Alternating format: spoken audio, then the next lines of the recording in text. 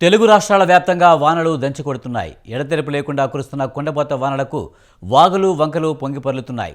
ప్రాజెక్టులు నిండుకుండలా మారాయి. భద్రాద్రి కొత్తగూడెం జిల్లా చర్ల మండలంలోని తాలిపేరు ప్రాజెక్టుకు వరద ఉధృతి పెరిగింది. ప్రాజెక్టు 20 గేట్లు ఎత్తి 66.900 క్యూసెక్ల నీరు దిగువకు విడుదల చేశారు అధికారులు.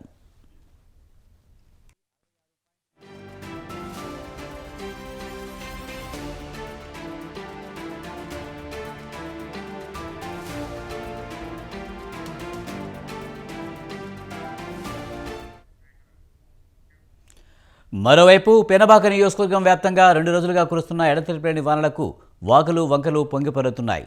తుమ్మల చెరువు, పేరంటాల చెరువు, పెద్దవాగు జలకలను సంతరించుకున్నాయి.